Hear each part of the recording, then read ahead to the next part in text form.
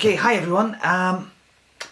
This is my second vlog, and it's on a bit of a distressing topic, really. I'm no fan of One Direction, but obviously quite recently Zayn Malik has left One Direction for his own reasons, namely that he was stressed out and that he wanted to live a normal life, which, given some of the posts I've seen online, some of the news items that have been shown about just how hectic their schedule is, I can pretty much understand why somebody would actually get sick of that kind of workload.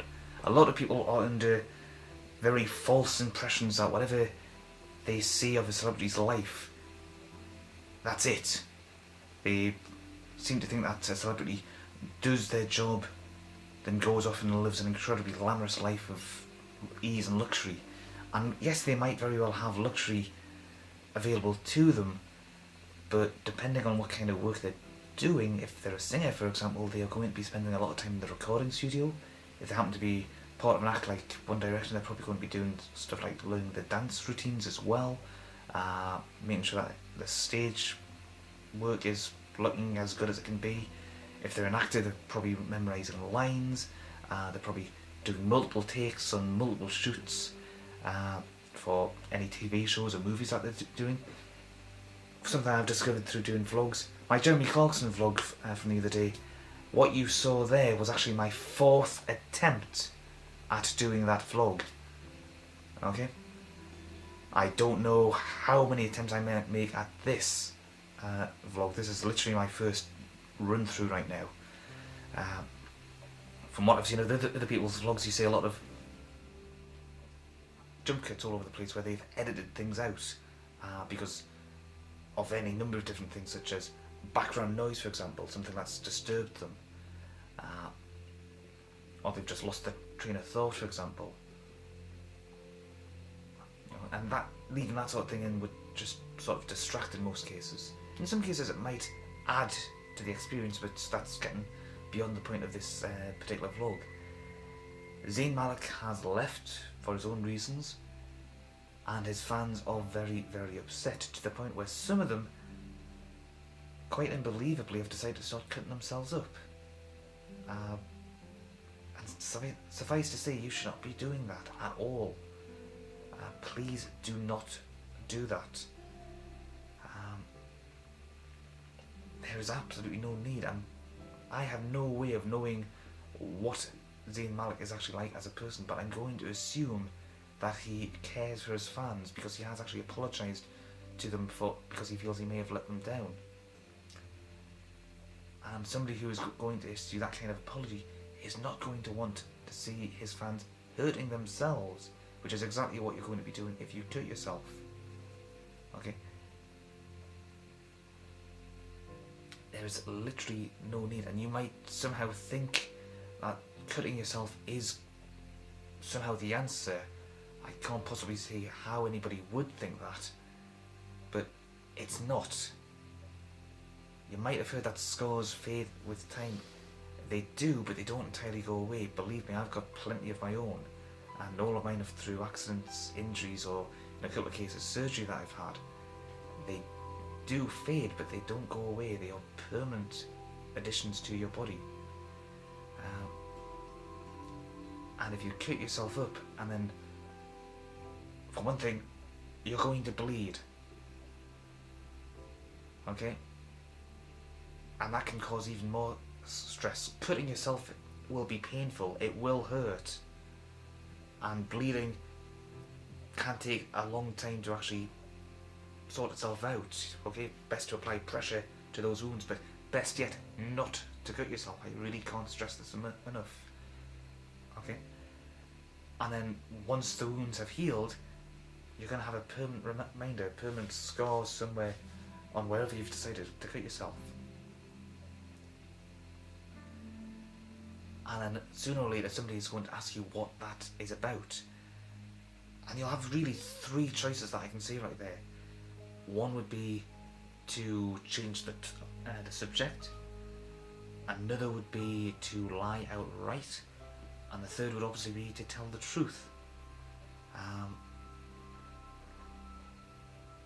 Now, changing the subject altogether is probably just going to add some mystery to it, or it might even annoy the other person. Lying to them is probably going to drive wedges between you, and telling them the truth will probably make them think that you've got some sort of issues. And you, in all brutal honesty, if you are driven to cutting yourself up,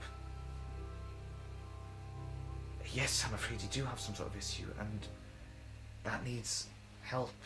Doesn't necessarily have to be a doctor that you go to see, okay? But your parents, your friends, your siblings, okay, family members, teachers if you're in school, for example, colleagues, workmates. There's all kinds of options. Talking about it is going to be a much better option than hurting yourself further. Okay? Please don't cut yourself.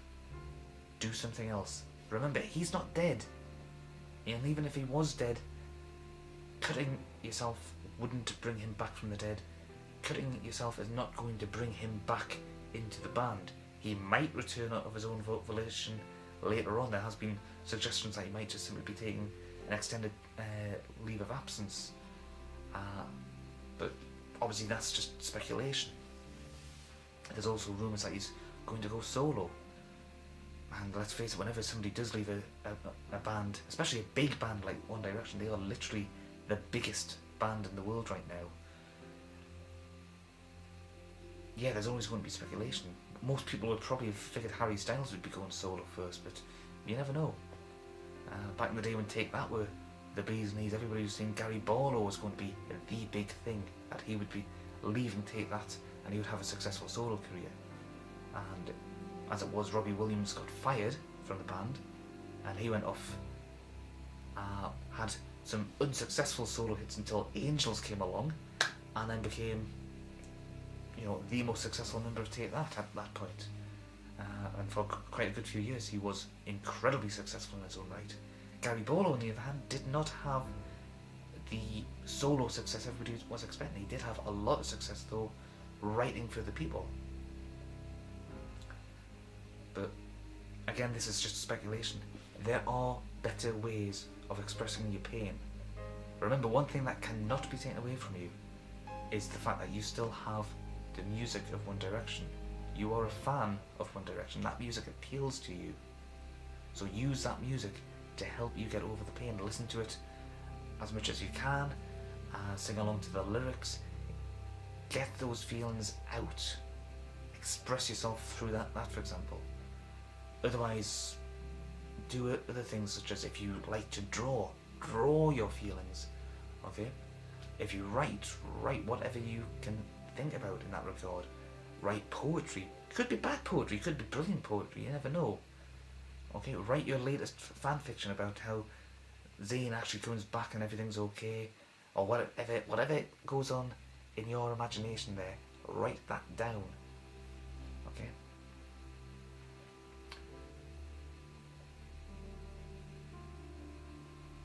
Okay, if you've got some other hobby that you could use to focus things on. If you're a runner, go for a run. If you're a gym junkie, go to the gym. But don't cut yourself. You are just going to regret that more and more once you actually realise what you've actually done to yourself there. Okay.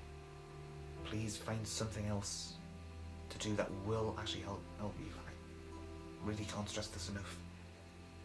It's not going to help if you cut yourself. Okay. Usually this is the call to action section that most people have at the videos, asking you to comment below, like and subscribe and so on, and share the video, just in a bid to try to up the subscription rates and obviously increase the like counter and so on. I would ask you to share the video, or at the very least, if you do know anyone who is a One Direction fan who you think might be showing signs of